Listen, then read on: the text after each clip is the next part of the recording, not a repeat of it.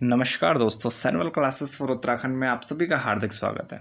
दोस्तों, इस video lecture में आज हम बात करेंगे उत्तराखंड के जो यूके ट्रिपल एस सी हो, चाहे यूके पीएससी हो या कोई आपका अन्य एग्ज़ाम हो, सभी में लगभग हिंदी पूछी जाती है। हिंदी व्याकरण से संबंधित प्रश्न बनते हैं।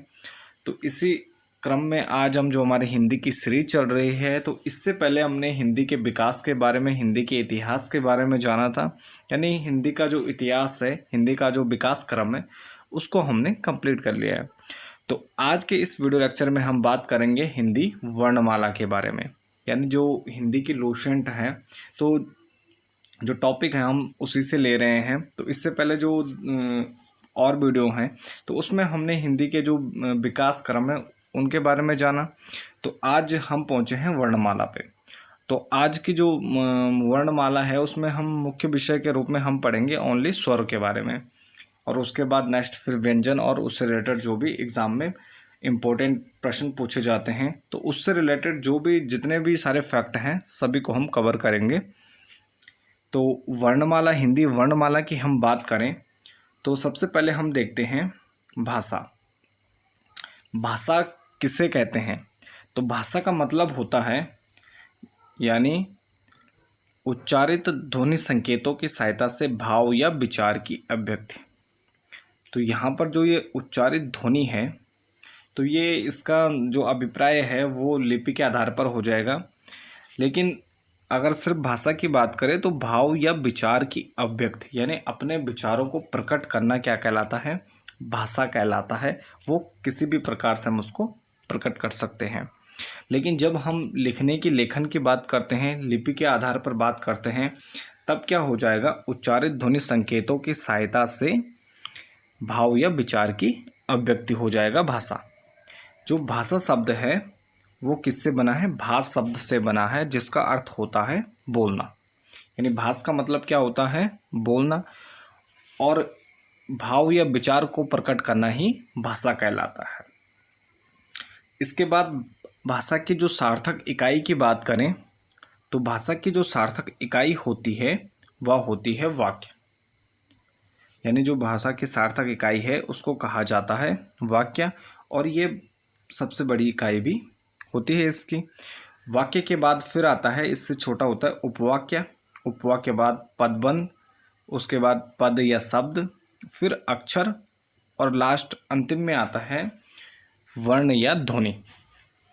तो यहाँ पर हम देखते हैं कि जो वाक्य है वह भाषा की सार्थक इकाई है और सबसे बड़ी इकाई हो जाती है इसमें।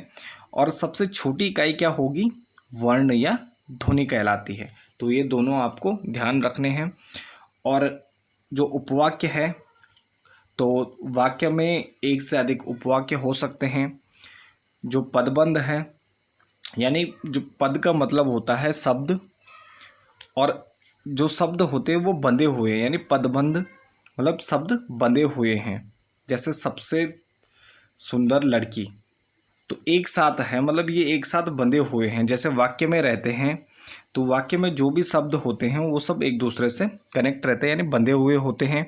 तो उसको पदबंध कहा जाता है। यानी अगर हम किसी शब्द को वहाँ से उठाते हैं तो उसे पदबंध कहा जाएगा। उसके बाद अगर पद या शब्द की बात करें तो प्रत्येक को अलग अलग हम पद या शब्द बोलेंगे। उसके बाद आता है अक्षर। जैसे राम है, तो राम में जो रा है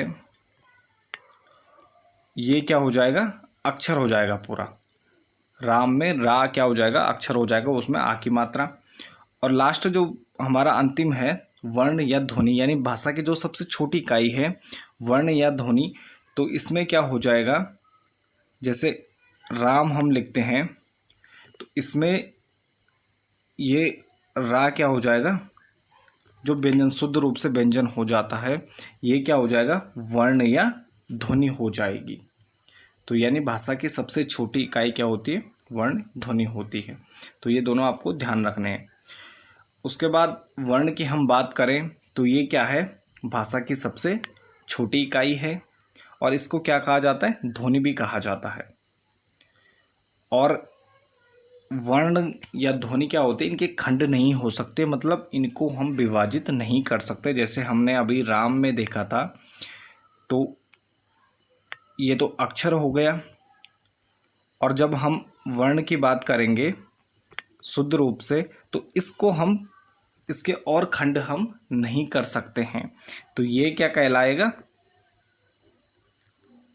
वर्ण कहलाएगा। प्रत्येक वर्ण की क्या होती है? अपनी लिपि होती है, और लिपि ही वर्ण संकेत होता है। तो इसका मतलब ये है कि प्रत्येक वर्ण की एक लिपि होगी। जैसे हम र लिखते हैं, तो इसकी जो लिखने का जो तरीका होगा, कि लेखन शैली होगी, इसको जैसे लिखा जाएगा वो ऐसे ही लिखा जाएगा। इसके अलावा अन्य तरीके से इसको नहीं लिखा जा सकता। तो ये यही कह रहा है कि प्रत्येक वर्ण की एक अपनी लिपि होगी, और लिपि ही क्या होगा? वर्ण संकेत होगा। तो इसके बाद फिर है हिंदी वर्णमाला। तो ये हो गई हमारी भाषा और वर्ण, और उसके बाद हिंदी वर्णमाला। हिंदी वर्णमाला की बात करें तो हिंदी भाषा में कितने होते हैं? 52 वर्ण होते हैं, यानी लेखन के आधार पर होते हैं 52 वर्ण। और वर्णों के व्यवस्थित समूह को ही वर्णमाला कहा जाता है। जैसे आपने देखा होगा कि हिंदी में क्या होते हैं? वर्णमाला में स्वर भी होते हैं, व्यंजन भी होते हैं, संयुक्त अक्षर भी होते हैं, या संयुक्त व्यंजन भी होते हैं। तो इन सब को एक व्यवस्थित रूप में रखा जाता है, यानी जो वो व्यवस्थित रखने का क्रम है या व्यवस्थित समूह है, उसी को क्या कहते हैं? वर्णमाला कहते हैं। और यहाँ पर हम क्या कर रहे हैं? हिंदी को पढ़ रहे हैं, हिंदी व्याकरण पढ़ रहे हैं, तो हम हिंदी वर्णमाला की बात करेंगे। तो हिंदी वर्णमाला की बात करें तो उसमें हम इसको दो तरीके से देखते हैं। पहला हो गया आपका उच्चारण के आधार पर, यानी हम उसको बोलने के आधार पर देखते हैं कि बोलने के आधार पर उसमें कितने वर्ण होते हैं, किस प्रकार से वर्णमाला का क्रम होगा। और दूसरा होता है लेखन के आधार पर। तो उच्चारण के आधार पर या बोलने के आधार पर हम देखें तो जो एक तो आपको ये ध्यान रखना है कि उच्चारण के आधार पर अधिक उपयुक्त माना जाता है, यानी जो ज़्यादा उपयुक्त माना जाता है वो माना जाता है उच्चारण के आधार पर। तो उच्चारण के आधार पर वर्णमाला में होते हैं 45 वर्ण, यानी 45 वर्ण होते हैं हिंदी वर्णमाला में, जिसमें क्या होंगे? 10 आपके स्वर होंगे और 35 होंगे व्यंजन। और लेखन के आधार पर अगर हम बात करें तो इसमें होते हैं 52 वर्ण, और इसमें क्या होता है? 13 क्या होते हैं? स्वर होते हैं, 35 व्यंजन होते हैं, और 4 संयुक्त व्यंजन होते हैं। यानी इसमें 13 स्वर होंगे, 35 व्यंजन होंगे, 4 संयुक्त व्यंजन हो गए, तो कुल हो जाते हैं ये 52 वर्ण।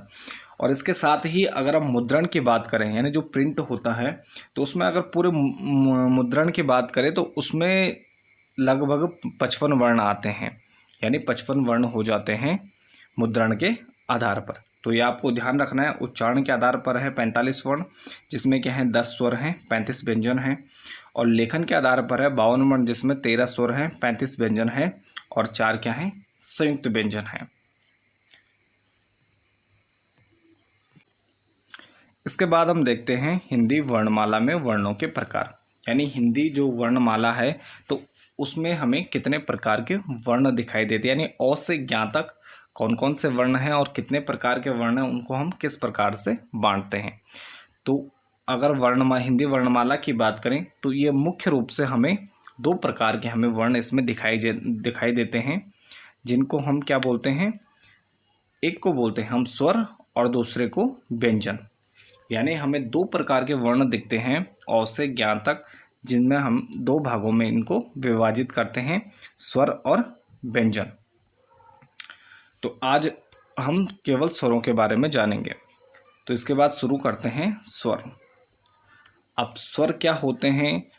यानी स्वतंत्र रूप से बोले जाने वाले वर्ण क्या कहलाते हैं? स्वर कहलाते हैं। यानी ऐसे वर्ण जो स्वतंत्र रूप से बोले जाते हैं, यानी जिनका उच्चारण क्या होता है? स्वतंत्र रूप से होता है। इनके उच्चारण में हवा मुख द्वार से अबाध गति से निकलती है, यानी कोई ब्रेक नहीं होता, रुकती नहीं है बीच में। जब हम उनका उच्चारण करते हैं तो हवा क्या है? अबाध गति से निकलती है, यानी एक साथ बोले जाते हैं, और स्वतंत्र रूप से बोले जाने वाले वर्ण ही क्या कहलाते हैं? स्वर कहलाते हैं। अब स्वर को भी कई भागों में विभाजित करते हैं, तो इनको मुख्यतः 2 भागों में बांटा जाता है अगर देखा जाए। तो उच्चारण के आधार पर और लेखन के आधार पर। तो उच्चारण के आधार पर हम देखें तो इसमें होते हैं 10 स्वर और लेखन के आधार पर इसमें 13 स्वर पाए जाते हैं, यानी जो हिंदी वर्णमाला है। तो उच्चारण के आधार पर हम बात करें तो इसमें औ, आ, ई, उ, ए, ओ और आओ, यानी ये 10 क्या होते हैं, ये स्वर क्या कहलाते हैं, उच्चारण के आधार पर स्वर कहलाते हैं। और लेखन के आधार पर हम बात करें तो इसमें क्या क्या ऐड हो जाता है, तो इसमें 3 और वर्ण ऐड हो जाते हैं, जिसमें री, अंग, अह। तो ये 3 वर्ण हैं जो इसमें जुड़ जाते हैं और ये 3 वर्णों को ही लेखन के आधार पर स्वर माना जाता है और उच्चारण के आधार पर इनको स्वर नहीं माना जाता है। तो बाकी जो ये अंग, आ है, तो री और इन तीनों के बारे में हम आगे विस्तार से इन पर चर्चा करेंगे, अनुस्वार विसर्ग के बारे में। तो ये आप ध्यान रखना कि उच्चारण के आधार पर कितने हो गए, 10 स्वर हो गए और लेखन के आधार पर हो जाते हैं 13 स्वर, जिसमें री, अंग, आ क्या हो जाते हैं, जुड़ जाते हैं। अब इसके बाद इन स्वरों को भी वर्गीकरण किया जाता है। तो इन स्वरों का जो वर्गीकरण किया जाता है मुख्यतः होते हैं 7 प्रकार के, यानी 7 प्रकार से हम इनको बांटते हैं। और वो बांटने का आधार क्या है, तो वो हम देखते हैं। पहला हम बांटते हैं मात्रा या उच्चारण के आधार पर, इनकी जो मात्रा है या उनको उच्चारण करने के आधार पर हम बांटते हैं।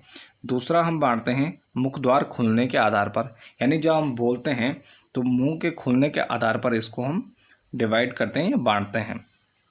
तीसरा है जीव के आधार पर, यानी जीव के प्रयोग के आधार पर हम इनको बांटते हैं। चौथा है ओंठों की स्थिति के आधार पर, यानी ओंठों की जो स्थिति है उसके आधार पर हम इसको बांटते हैं।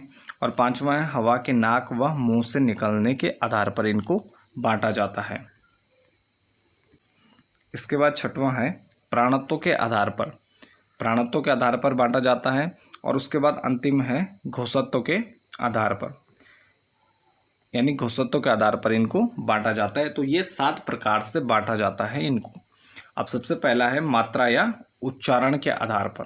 तो इसमें हम देखते हैं मात्रा या उच्चारण के आधार पर इनको बांटा जाता है 3 प्रकार से। तो इसमें मात्रा या उच्चारण के आधार पर बांटा जाता है 3 प्रकार से, जिसमें पहला है हमारा ह्रस्व या मूल स्वर, दूसरा है दीर्घ या संयुक्त स्वर और तीसरा है प्लुत स्वर। तो ह्रस्व या मूल स्वर जो होते हैं इसमें हमारे 4 स्वर आते हैं। तो इसमें क्या होता है, उच्चारण में कम समय लगता है, यानी ऐसे स्वर जिनको हमें उच्चारण करने में यानी बोलते समय हम क्या होता है कम समय लगता है, यानी एक मात्रा का समय लगता है, यानी एक मात्रा का हमें इसमें समय लगता है और उच्चारण में हमें बहुत कम समय लगता है। जैसे ओ, ई, उ और री। तो ये हो गए, ये क्या हो गए, ह्रस्व या मूल स्वर भी कहते हैं। तो ये आपको ध्यान रखना है, इनको मूल स्वर भी कहते हैं, जिनको उच्चारण में कम समय लगता है और एक मात्रा का समय लगता है। तो ये आपको ध्यान रखना है कि मूल स्वर ओ, ई, उ और री को कहा जाता है। ये प्रश्न पूछा जा चुका है कि मूल स्वर कौन से होते हैं और कितने होते हैं। दूसरा है दीर्घ या संयुक्त स्वर। अब दीर्घ या संयुक्त स्वर को क्या होते हैं, यानी ऐसे स्वर जिनके उच्चारण में क्या होता है, ह्रस्व या जो ये मूल स्वर हैं इनसे अधिक समय लगता है, यानी जो ओ, ई, उ, री है इनके उच्चारण करने में इनसे अधिक समय लगता है। तो यानी इसमें क्या होता है, 2 मात्रा का समय लगता है। तो 2 मात्रा का समय लगता है इसमें। तो ये क्या होते हैं, दीर्घ या संयुक्त स्वर कहलाते हैं। और इसमें क्या होते हैं, 7 स्वर हमारे इसमें आते हैं। इसमें हो गए आ, ई, उ, ए, ओ, आओ। तो ये क्या हो गए, हमारे संयुक्त स्वर हुए। और उसके बाद है अंतिम है प्लुत स्वर। और प्लुत स्वर इसमें क्या होता है कि जो उच्चारण का समय होता है वो दीर्घ स्वर से अधिक होता है, यानी दीर्घ स्वर से ज़्यादा समय इसमें इनको उच्चारण करने में लगता है। और इसका जो प्रयोग है वह नाटकों या संवादों में किया जाता है। नाटकों या संवादों में या किसी को पुकारने में तो इसका प्रयोग किया जाता है। और इसके साथ अगर जो ये दीर्घ स्वर हैं या संयुक्त स्वर हैं, इनको भी दो भागों में बांटते हैं, जिसमें पहला है सजातीय और दूसरा है विजातीय। अब सजातीय में क्या होता है कि उच्चारण करने का एक ही स्थान होता है, यानी जब मुंह के एक ही स्थान से क्या होता है, इनको उच्चारित किया जा सकता है। जैसे आ, ई, ऊ, तो ये क्या होते हैं, एक ही स्थान से उच्चारित हो रहे हैं। और जो विजातीय दीर्घ स्वर हैं, ये चार स्वर इसमें आते हैं, जिसमें उच्चारण क्या होता है, विभिन्न स्थान से होता है, जिसमें ए, ओ, आओ। तो आप इनको बोल के भी देख सकते हैं कि जो इनका उच्चारण स्थान है वो अलग अलग है। और इसके बाद है दूसरा है जो स्वरों को हम विभाजित करते हैं, यानी मुख द्वार या मुख विवर खुलने के आधार पर। मुख द्वार के आधार पर, खुलने के आधार पर क्या होता है, इनको चार भागों में बांटा जाता है, जिसमें पहला है हमारा विवृत, दूसरा अर्धविवृत, तीसरा संविवृत और चौथा है हमारा अर्धसंवित। विवृत का मतलब होता है पूरा मुंह खुला हुआ है, ओपन है। तो यानी इसमें क्या होता है कि मुख द्वार पूरा खुलता है, यानी जब स्वरों का उच्चारण होता है तो मुख द्वार पूरा खुल जाता है। जैसे आ, जैसे हम आ बोलते हैं तो पूरा मुंह खुल रहा है, तो इस प्रकार के स्वर क्या होते हैं, उनको विवृत कहा जाता है। और अर्धविवृत यानी जिसमें आधा मुंह खुलेगा, तो इसमें आते हैं हमारे औ, ए, आओ और ओ। तो इसमें क्या होते हैं हमारे जो अर्धविवृत है, इसमें मुख द्वार आधा खुलेगा, तो ये चार स्वर इसमें आते हैं। इसके बाद है संवृत स्वर। संवृत में क्या होता है, मुंह लगभग बंद ही रहता है। जैसे इसमें ई, ऊ और ऊ, तो इनके उच्चारण में मुख द्वार क्या है, लगभग बंद ही है।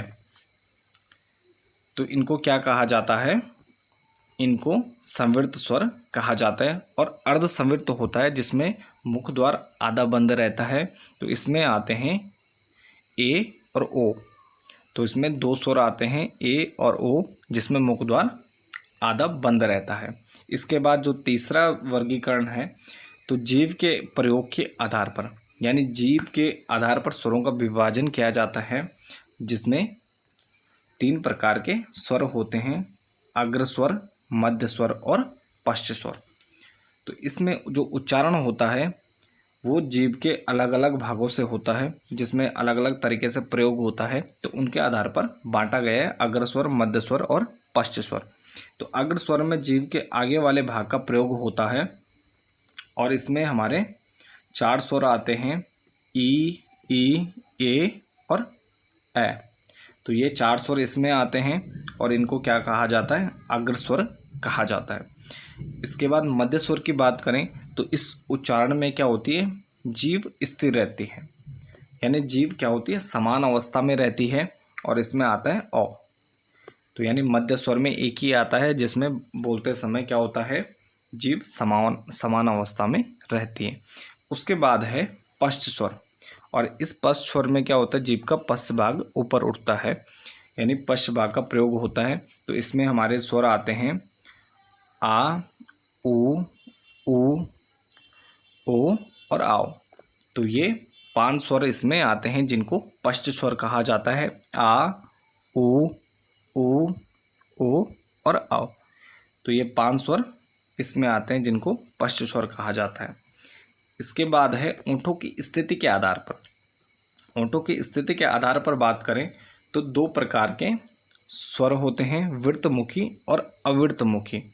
तो यहाँ पर वृत्तमुखी का मतलब है कि उच्चारण में ओंठ क्या होते हैं, गोलाकार होते हैं, यानी जब हम उनको बोलते हैं, उच्चारित करते हैं, तो जो ओंठ होते हैं वो गोल हो जाते हैं इसमें। बाकी अवृत्तमुखी में क्या होता है, ओंठ गोलाकार नहीं होते हैं। तो वृत्तमुखी की बात की जाए तो इसमें ऊ, ओ और औ। तो ये चार जो स्वर होते हैं ये क्या होते हैं, वृत्तमुखी होते हैं। इनको बोलते समय क्या हो रहा है, ओंठ गोलाकार हो रहे हैं। और अवृत्तमुखी हैं औ, आ, ई, ए और ऐ।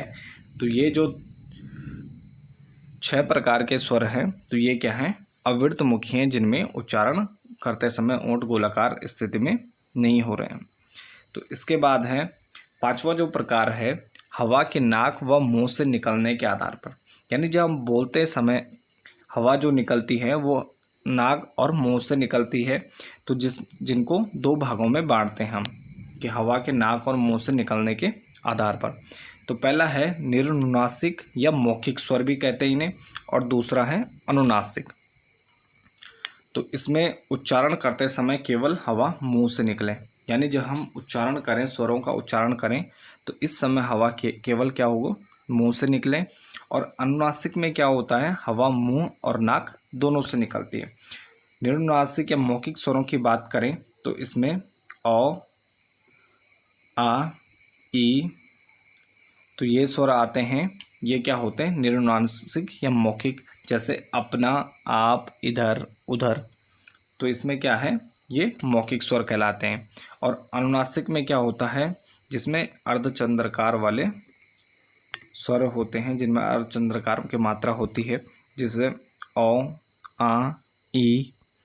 तो जैसे इसे प्रयोग के आधार पर, जैसे गाँव, आँख, दांत, तो इस प्रकार के जो वर्ण होते हैं, तो उनमें जो ये स्वर हैं ये अनुनासिक स्वर पाए जाते हैं। इसके बाद जो छठवां है स्वरों का विभाजन, यानी प्राणत्व के आधार पर।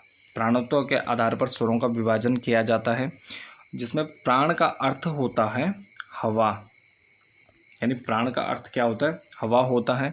और प्राणत्व का अर्थ होता है जब कि जिसमें हवा क्या है, हवा किस प्रकार से निकल रही है। तो सभी स्वरों के उच्चारण में मुख हवा से कम निकलती है।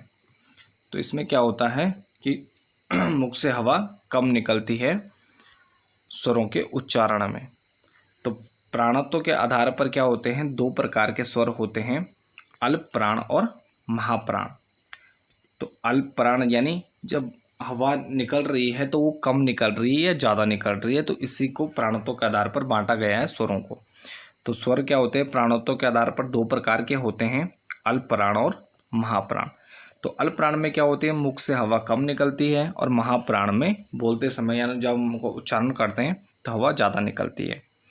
तो इसमें हम देखते हैं कि जो सभी स्वर क्या होते हैं, अल्प प्राण होते हैं, यानी सभी स्वर क्या होते हैं, अल्प प्राण होते हैं, महाप्राण कोई स्वर नहीं होता। तो आपको ये ध्यान रखना है कि सभी स्वर क्या होते हैं, अल्प प्राण होते हैं, जिनसे उच्चारण करते समय मुख से हवा कम निकलती है।